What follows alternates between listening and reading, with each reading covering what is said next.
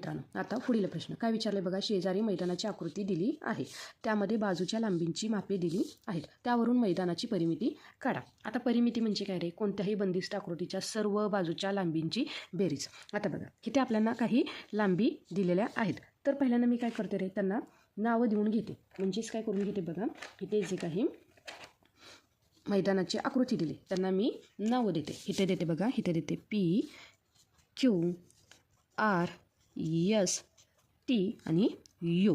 बघा मी काय केलं, जी काही मैदानाची आकृती त्याला मी नावं देऊन घेतलेली आहेत. आता आपल्याला काय करायचं आहे, सगळ्या बाजूंच्या लांबींची बेरीज म्हणजेच काय आहे रे, त्या मैदानाची परिमिती. म्हणून इथं काय होणार आहे बघा, मैदानाची परिमिती.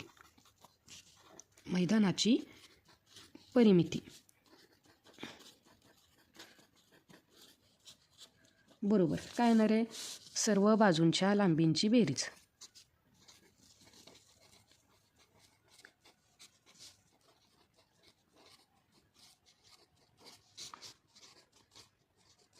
आता विद्यार्थी मित्रांनो इकडे लक्ष द्या. बघा PQ किती आहे रे, तर 10. QR आहे 15. RS आहे 5 मीटर. किती आहे रे, 5 मीटर. त्यानंतर हे जे काही ST आहे हे 15 मीटर. पण आपल्याला TU किंवा UT माहीत नाही आहे आणि PU किंवा UP माहीत नाही. तर विद्यार्थी मित्रांनो बघा मी काय केलं, हे जे काही आपल्याला आकृती दिली यावरून बघा मी TU कसा काढू शकते, तर इथं PQ किती आहे रे, 10. म्हणजे इथून ते इथपर्यंतचं अंतर हे किती आहे रे, इथं आहे 10. आणि नंतर बघा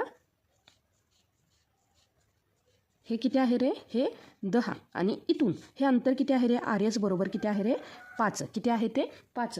म्हणून मी काय म्हटलं, हे जे काही अंतर आहे हे किती होणार आहे, 10 अधिक 5 बरोबर हा किती आहे रे, UT काय असणार आहे, 15. काय असणार आहे, 15. 10 अधिक 5 किती झाले रे, 15. त्यासोबतच बघा PU म्हणजेच इथे बघा हा जो काही Q पासून R पर्यंतचे जे काही अंतर आहे ते किती आहे रे, तर ते आहे 15. किती आहे रे, 15. त्यानंतर ह्या S पासून T पर्यंतचं अंतर आहे हे किती आहे रे, 15. किती आहे, 15. म्हणजेच काय केलं मी, समोरासमोरील बाजू म्हणजे इकडची समोरासमोरील बाजू किंवा इकडची समोरासमोरील बाजू ह्यांची काय घेतली रे, लांबी घेतली. तर ती किती आली रे, 15 अधिक 15 बरोबर किती आली रे, 30. म्हणजेच आपल्याला काय माहीत झालं, त्यांनी आपल्याला PU आणि TU हा दिलेला नव्हता. तर मी काय केलं, पहिल्यांदा त्याची काय करून घेतली रे, मापे काढून घेतली. तर चला आता आपण काय करूया, सर्व बाजूंच्या लांबींची बेरीज करूया. काय येईल बघा ती, तर बघा सर्व बाजू कोणत्या कोणत्या आहेत, तर इथे लिहून घेऊया. बाजू PQ अधिक QR, बाजू QR अधिक बाजू RS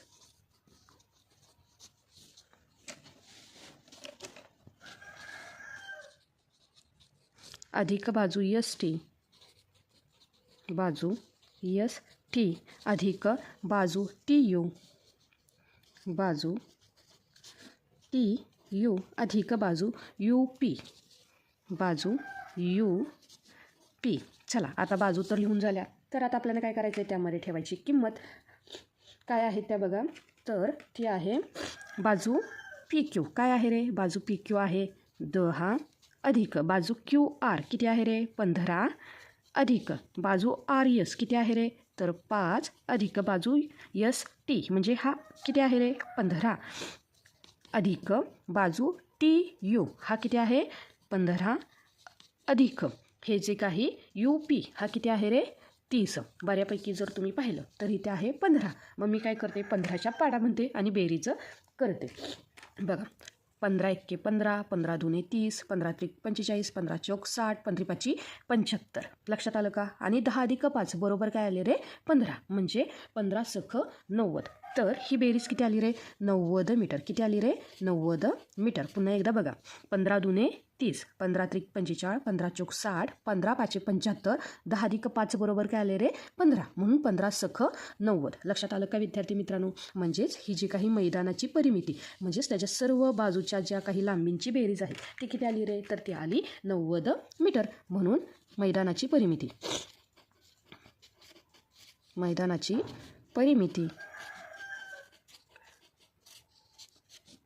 90 मीटर आहे. लक्षात आलं का विद्यार्थी मित्रांनो.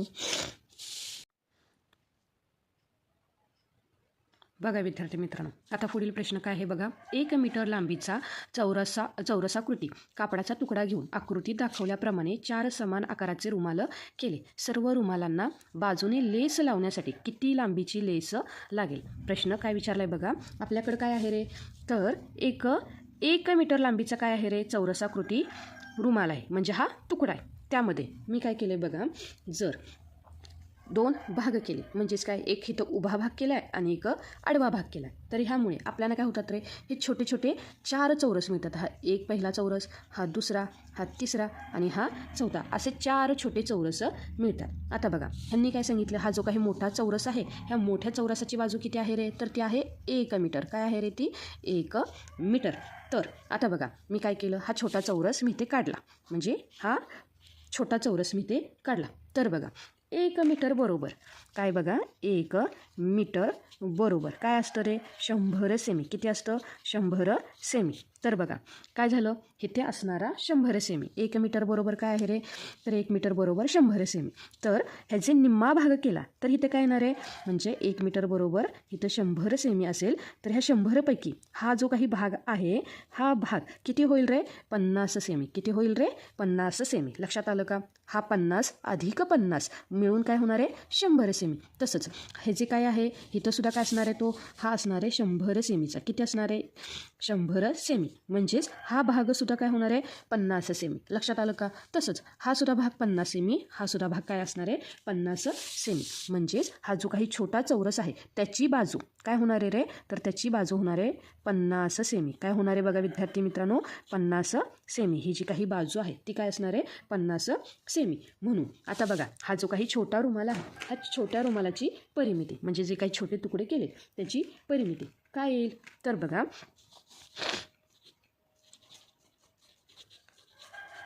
छोट्या रुमालाची परिमिती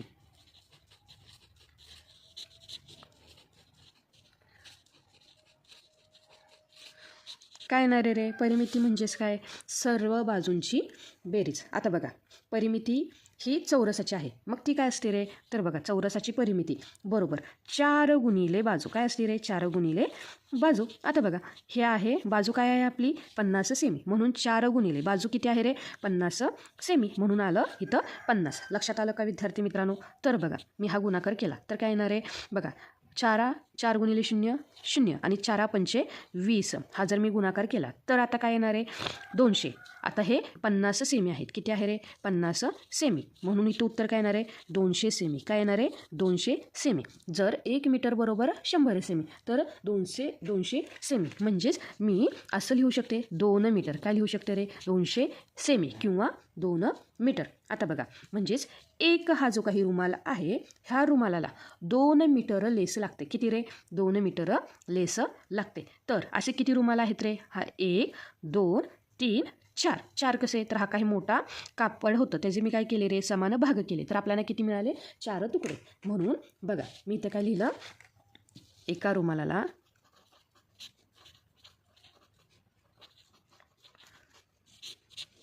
2 मीटर लेस लागते.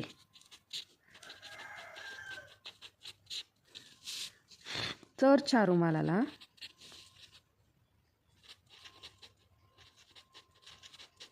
तर इथं लिहायचं राहिलं, 4 रुमालाला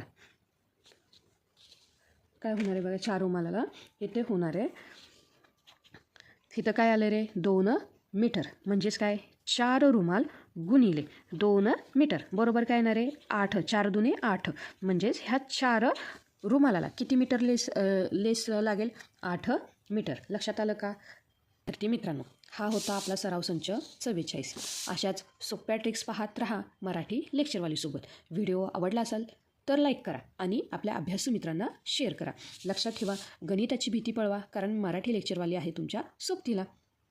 भेटूया पुढच्या व्हिडिओमध्ये. तोपर्यंत धन्यवाद.